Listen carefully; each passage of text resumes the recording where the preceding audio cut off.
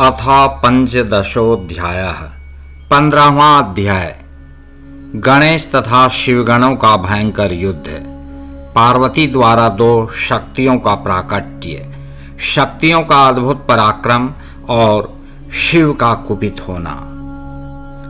ब्रह्मा जी बोले, जब सर्वव्यापक शिवजी ने अपने गणों से इस प्रकार कहा तब उन्होंने युद्ध का निश्चय कर लिया और कवच आदि धारण कर वे शिवजी के भवन के समीप गए। आए हुए उन श्रेष्ठ गणों को देखकर युद्ध की तैयारी करके गणेश जी भी वहां स्थित गणों से यह कहने लगे। गणेश जी बोले, शिव की आज्ञा का पालन करने वाले आप सब गण आए। मैं अकेला बालक होते हुए भी अपनी माता पार्वती की आज्ञा का पालन करूंगा। तथापि आज देवी पार्वती अपने पुत्र का बल देखें और शंकर अपने गणों का बल देखें। भवानी के पक्ष से इस बालक का तथा शिव के पक्ष से बलवान गणों के बीच आज युद्ध होगा। युद्ध में विशारद आप सभी गण पूर्व काल में अनेक युद्ध कर चुके हैं। मैं तो अभी बालक हूँ, मैंने कभी युद्ध नहीं किया है, किंतु आज युद्ध करूंगा। फिर भी शिव पार्वती के इस युद्ध में हार जाने पर आप सभी को ही लज्जित होना पड़ेगा। बालक होने के कारण मुझे हार या जीत की लाज नहीं है। इस युद्ध का फल भी मेरे विपरीत ही होगा। मेरी तथा आप लोगों की लाज भवानी तथा शंकर की लाज है। हे गणेश्वरो, ऐसा समझकर ही युद्ध कीजिए। आप लोग अपने स्वामी की ओर देखकर तथा मैं अपनी माता की ओर देखकर यह युद्ध करूंगा। यह युद्ध कैसा होगा इसकी कल्पना नहीं की जा सकती। इसे रोकने में इस त्रिलोकी में कोई भी समर्थ नहीं होगा। जो होनहार है वह भी होकर ही रहेगा। ब्रह्मा जी बोले, जब गणेश ने शिवजी के गणों को इस प्रकार फटकारा तब वे शिवगण भी हाथों में दंड तथा अन्य आयुध लेकर आ गए। दांत कटकटाते हुए, हुंकार करते हुए और देखो देखो ऐसा बारंबार बोलते हुए वे गण आ गए। सर्वप्रथम नंदी ने आकर गणेश का एक पैर खींचा। उसके बाद दौड़ते हुए भृंगी आकर उसका दूसरा पैर पकड़कर खींचने लगा। जब तक वे दोनों उसके पैर घसीट रहे थे तब तक उस गणेश ने अपने हाथों से प्रहार कर अपने पैर छुड़ा लिए। इसके बाद देवी पुत्र गणेश्वर ने एक बड़ा परिघ लेकर द्वार पर स्थित हो सभी गणों को मारना आरंभ किया। इससे किन्हीं के हाथ टूट गए, किन्हीं की पीठ फट गई, किन्हीं के सिर फूट गए और किन्हीं के मस्तक कट गए। कुछ गणों के जानू तथा कुछ के कंधे टूटकर अलग हो गए। जो लोग सामने आए उन लोगों के हृदय पर प्रहार किया गया। कुछ पृथ्वी पर गिरे, कुछ ऊर्ध्व दिशाओं में जा गिरे, कुछ के पैर टूट गए और कुछ शिवजी के समीप जा गिरे। उनमें कोई भी ऐसा गण नहीं था जो संग्राम में गणेश के सामने दिखाई पड़े। जैसे सिंह को देखकर मृग दशों दिशाओं में भाग जाते हैं, उसी प्रकार वे हजारों गण भाग गए और वे गणेश पुनः लौटकर द्वार पर स्थित हो गए। जिस प्रकार कल्पांत के समय काल भयंकर दिखाई पड़ता है, उसी प्रकार उन सभी ने गणेश को काल के समान प्रलयंकारी देखा। इसी बीच नारद जी से प्रेरित होकर विष्णु, इंद्र सहित सभी देवता वहां पहुंच गए। तब शिवजी की हित कामना से उन लोगों ने शिव को नमस्कार कर उनके आगे खड़े होकर कहा, हे प्रभु, हमें आज्ञा दीजिए। आप पर ब्रह्म सर्वेश हैं और हम सब आपके सेवक हैं। आप सृष्टि के कर्ता, भर्ता और संहर्ता परमेश्वर हैं। आप स्वयं निर्गुण होते हुए भी अपनी लीला से सत्व, रज तथा तम रूप हैं। हे प्रभु, आपने इस समय कौन सी लीला प्रारंभ की है उसे हमें बताइए।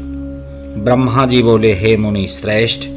उनका यह वचन सुनकर महेश्वर ने अपने घायल गणों की ओर देखकर उनसे सब कुछ कहा। इसके बाद हे मुनिषत्तम, पार्वतीपति सर्वेश्वर शंकर हंसकर मुझ ब्रह्मा से कहने लगे।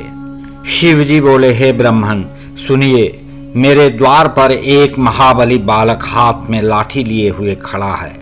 वह सबको घर में जाने से रोकता है। वह भयंकर प्रहार करने वाला है। उसने मेरे पार्षदों को मार गिराया है और मेरे गणों को बलपूर्वक पराजित कर दिया है। हे ब्रह्मन, आप ही वहां जाएं और इस महाबली को प्रसन्न करें। हे ब्रह्मन, हे विधे, जैसी नीति हो वैसा व्यवहार करें। ब्रह्मा जी बोले, हे तात, शिव जी के इस वचन को सुनकर, विशेष बात को न जानकर अज्ञान से मोहित हुआ मैं सभी ऋषियों के साथ उसके पास गया। वह महाबली गणेश मुझे आते हुए देखकर क्रोध करके मेरे सन्निकट आकर मेरी दाढ़ी उखाड़ने लगा। हे देव, क्षमा कीजिए, क्षमा कीजिए, मैं यहाँ युद्ध के लिए नहीं आया हूँ। मैं तो ब्राह्मण हूँ, मुझ पर कृपा कीजिए। मैं उपद्रव रहित हूँ तथा शांति करने वाला हूँ। अभी मैं ऐसा कह ही रहा था, तभी हे नारद, युवा के समान पराक्रमी महावीर उस बालक गणेश ने हाथ में परिघ ले लिया। तब उस महाबली गणेश को परिघ धारण किए हुए देखकर मैं शीघ्रता से भाग गया। मेरे साथ के लोग कहने लगे, यहाँ से भागो भागो। इतने में ही उसने उन्हें परिघ से मारना प्रारंभ कर दिया, जिससे कुछ तो स्वयं गिर गए और कुछ को उसने मार गिराया। कुछ लोग उसी क्षण शिवजी के समीप जाकर पूर्ण रूप से उस वृत्तांत को शिवजी से कहने लगे।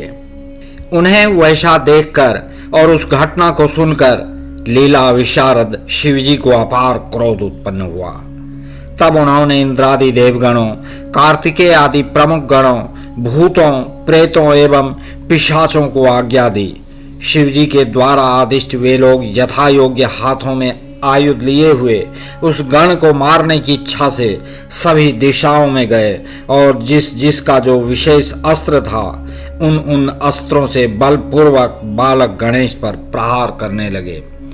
उस समय चराचर सहित त्रिलोकी में हाहाकार मच गया और तीनों लोकों में रहने वाले सभी लोग अत्यंत संशय में पड़ गए। वे आश्चर्यचकित हो कहने लगे कि अभी ब्रह्मा की आयु समाप्त नहीं हुई है, तब इस ब्रह्मांड का नाश कैसे हो रहा है? निश्चय ही यह शिव की इच्छा है, जो अकाल में ही ऐसा हो रहा है। उस समय कार्तिकेय आदि जितने भी देवता थे वे सभी वहां आए और उन सभी के शस्त्र व्यर्थ हो गए, जिसके कारण वे आश्चर्यचकित हो उठे। इसी बीच ज्ञानदायिनी देवी जगदम्बा उस संपूर्ण घटना को जानकर अपार क्रोध में भर गई। हे मुनीश्वर, उस समय वहां पर उन देवी ने अपने गण की सब प्रकार की सहायता के लिए 2 शक्तियों का निर्माण किया। हे महामुने, जिसमें एक प्रचंड रूप धारण कर काले पहाड़ की गुफा के समान मुख फैलाकर खड़ी हो गई और दूसरी बिजली के समान रूप धारण करने वाली, बहुत हाथों वाली तथा दुष्टों को दंड देने वाली भयंकर महादेवी थी। उन दोनों शक्तियों ने देवताओं के द्वारा छोड़े गए समस्त आयुध पकड़कर बड़ी शीघ्रता से अपने मुख में डाल दिए। उस समय किसी देवता का एक भी शस्त्र वहां नहीं दिखाई दे रहा था, केवल चारों ओर गणेश का परिघ ही दिखाई पड़ा।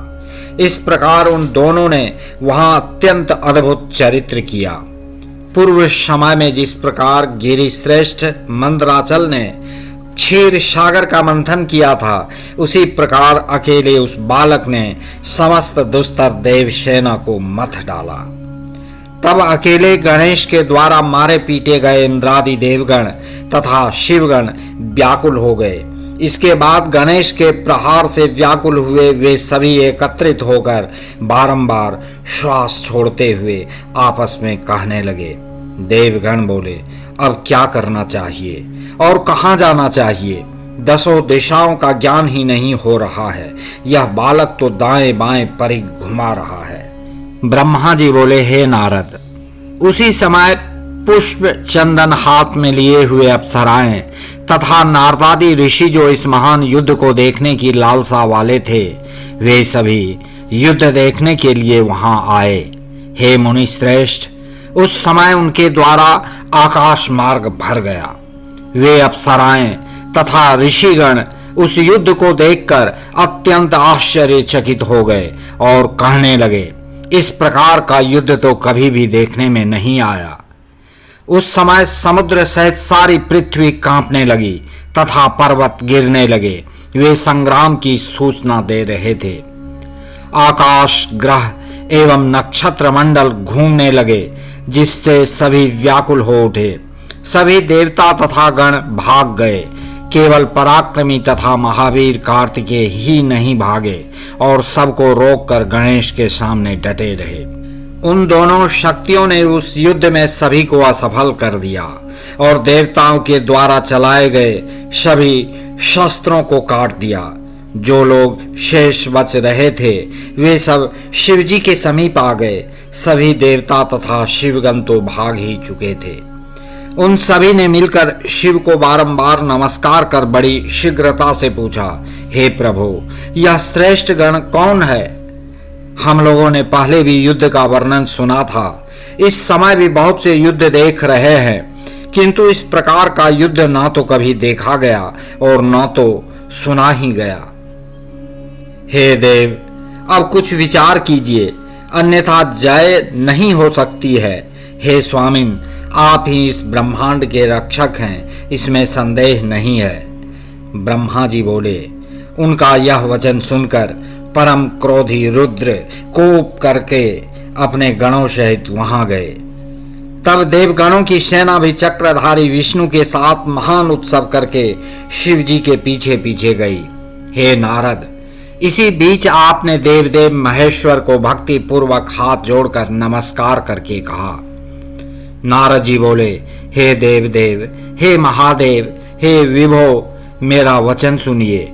आप सर्वत्र व्याप्त हैं, सबके स्वामी हैं तथा नानाविध लीलाओं को करने में प्रवीण हैं। आपने महालीला करके गणों के गर्व को दूर कर दिया। हे शंकर, आपने इनको बल देकर देवताओं के गर्व को भी नष्ट कर दिया। हे नाथ, हे शंभो, स्वतंत्र तथा सभी के गर्व को चूर करने वाले आपने इस भुवन में अपना अद्भुत बल दिखाया। हे भक्त वत्सल, अब आप उस लीला को मत कीजिए और अपने इन गणों का तथा देवताओं का सम्मान करके इनकी रक्षा कीजिए। हे ब्रह्म पददायक, अब इन्हें अधिक मत खिलाइए और इन गणेश का वध कीजिए। हे नारद, इस प्रकार कहकर आप वहां से अंतर्धान हो गए।